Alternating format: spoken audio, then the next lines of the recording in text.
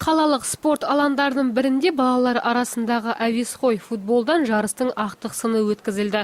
Мұнда жаз бойы өткізілген жарыстардың қорытындысы шығып, командалар жүлделі орындарға таласты. Алдағы күндерде сайыстар легі жалғасатын болмақ. Затем, турнир будет проводиться. Турнирдің ақтық сынын екі топқа бөліп тастадық. Барлығы 6 команда бақтарын сынайды. Олардың арасында үздіктерді анықтаймыз. Яғни үздік үштіктен көрінген футболшылар демеушілердің дайындаған сыйлықтары мен алғыс хаттарына ие болады. Жарыстың ашылуында балалар футболының бапкерлері өздерінің жылы лебіздерін білдіріп, ойыншыларға сәттілік тіледі.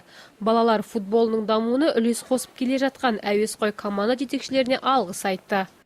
Еще раз, мы и дошли до самого главного события лета, можно сказать. Мінекей балалар жарыстың ақтық сынында келіп жеттік. Бүгінгі жарыста біз мықты футболшыларды анықтайтын боламыз. Мықтысы жеңеді деген үміттеміз. 3А ықшам ауданының әуесқой футболшылары аталмыш жарысқа хабарландыру арқылы келген. Команда ойыншылары қарсыластарынан озық шығып, ақтық сынға өтіп отыр.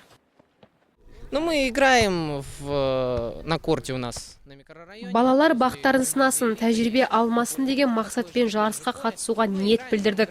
Осыған дейінгі сайыстың қорытындысы бойынша біз 2-ші орынға шығып едік.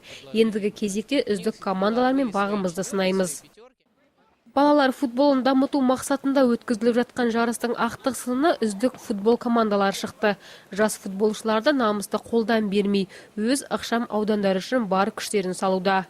Мы собрали команду, пришли играть. Біз команда жинап женуге бар күшімізді салдық. Осыған дейінгі сайыстарда біз алдыңғы орыннан көріндік. Ақтық сында да жеңіске жетеміз деген ойдамыз.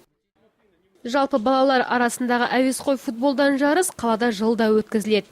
Биылда сайыс өз жалғасын тауып, қатысушы командалардың саны артқан. Айта кетейік, жеңімпаз атанған команда футболшылары демеушілердің дайындаған арнайы алғыс хаты мен сыйлықтарына ие болады.